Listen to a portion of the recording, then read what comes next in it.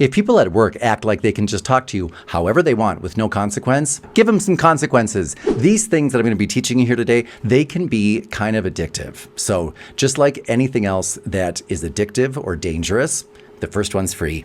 And for more information on things like this, check out my new course, The Professional Communicator's Verbal Defense Kit. If you want to start standing up for yourself and defending yourself against unwanted, really unfair attacks, try this the next time somebody gives you some unsolicited feedback. Oh, you are always turning your projects in late. John, I hope you know I'm always open to professional, helpful feedback. Therefore, if you were to keep your feedback professional or helpful, I'd be open to that. So did you see what I did there? I started out with a phrase like, I'm always open to, and then I ended with the same phrase, I'd be open to. When you do things like that, it takes what you're throwing at the other person and it ties it up in a neat little package. See what I mean? All right, let's try that again, but this time let's make it more of a personal attack. Let's say that you were giving a presentation and your boss were going to critique you on that presentation, but instead of focusing on your delivery or the content, she started to focus on how distracting your panty lines were and that you could really use an update in your hairstyle, which happens all the time. You could try something like this. Well, you and I believe, do tend to see things a little bit differently. For example, when it comes to things like personal judgment, and whether or not a relationship warrants strictly professional communication, which is above board, and honest, straightforward communication, which would be free of any personal attacks, or a relationship is one of a more intimate nature. And by nature of being maybe a more personal relationship, one might believe that he or she would expose himself or herself to, and then be licensed to deliver more personal, judgmental attacks, for example, on somebody's panty lines or their hairstyle. You and I do tend to see things like that differently. It's true. See what I mean? I did that again. So it not only helps you defend yourself and stand up to people who are delivering outrageous criticism that they should not be delivering and calls them on it, but it takes your message and gives it a beginning, a middle, and an end, and then ties it up in a neat little bow as you deliver it. And now let's talk about public berating. That's, of course, when people decide to scold you or belittle you or demean you in public in front of other people. Do not believe that when people do this, they don't know they're doing it. People who do that always know they are doing it. In my classes, I always give you lots of visual aids, lots of flashcards, lots of cues, so that you can practice, practice, practice. If you do not practice, you will be without words. When you need them the most, that is when, by nature of needing them, they tend to elude your grasp because we are emotionally charged, which ipso facto draws us out of the part of the brain where our language lives, and it's harder to find it.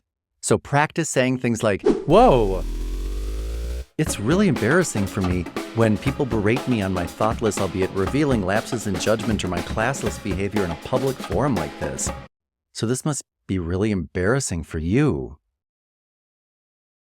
See what I did there? Again, you start and end with the same verbal patterns, but I want to take it one step further, because if you have the right training, again, check out the class below, and your wits about you, in situations such as the ones we are describing, when you really want to make it sting when you respond to somebody and defend yourself, don't just give some generic response like, well, I think it's embarrassing when I'm called out in public. Embarrassing isn't as deep as it could be.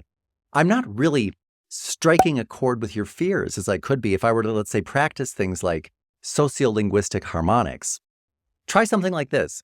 If you are astute, you can be recognizing and interpreting the signs that people are constantly sending. Everything from the way they criticize us, to the clothes they wear, to the cars they drive, to the things they say, to the things they don't say, to the things they have around them. Every single thing that we say and do actually reveals a little bit about us. So, all right, some people don't want to be thought of as reckless, self-centered, a loser, common, careless, cowardly, incompetent, troublemaking, boring. All right, if you're new to Phoboresonance, what you should have is at least a good cheat sheet around you so that you can remember and have at the very front of your mind what people's deepest, darkest fears are so that you can, again, speak to them. And, it's when we haven't really had that impact that we have wanted to, when we are responding to people in their constant criticism or their troublemaking behavior or whatever it may be. If you have not yet found that your words have created that impact that snaps them out of whatever daze they are in and pays attention to you, try something like this. Let's say that you're dealing with a 1. The 1 is the moral perfectionist. They want everything to be perfect. They don't want their faults or their moral shortcomings to be exposed. they must maintain the image of perfection. And therefore, they tend to go around criticizing and nitpicking and things like that. They tend to say things, by the way, like, Well, I guess I just have higher standards than some other people. say something like this. I think, first of all, you mean you have different standards from mine. And I believe that if you were to maybe stop picking at me like we're a couple of chimpanzees and instead focused on your own obsessive compulsion to project the image of perfection, I believe that that is what handicaps you and is the root cause of your total inability to be a successful team member here, or if I had to guess, anyplace else. Or if it were a two, maybe instead of constantly smothering me like you're my mother, you could instead focus on your own neurotic fixation on others, which is what I suspect drives this, what is actually very selfish behavior that causes you to then insert yourself relentlessly into other people's lives, just like you're doing with me right now, and make it impossible for people to want to choose you. Because in the end, I believe that I'm not alone when I say I'm concerned that instead of just being motherly, you might be developing Munchausen by proxy syndrome. I don't want to be that baby. Was that harsh? Or maybe it's a 3. Maybe instead of constantly competing with me like you're some type of Amazon princess here. Or I think the 6 is one of my favorites. How about this? How about instead of you asking me rapid fire questions like you are the host of this 20 questions showcase showdown and I'm its unwitting and unknowing contestant or I would not be here, you instead ask yourself and reflect on what is it that causes me to constantly ask people these questions day after day. And instead of just working with people, it's like I'm interrogating them by this barrage of nonstop asinine questions day after day. My God, will it ever end? How about that? When you start not only just pointing out people's flaws, but start pointing it out using words that they particularly don't want to hear, they'll stop coming around you. And if you just wanted to throw maybe one warning shot, just remember, what is the one word that, based on my observations, you least want to hear? And then just throw that at them. Let's say that somebody's misbehaving, whatever they're doing. You can usually find a way, if you're clever, to take what they're doing and wrap it in their most feared label.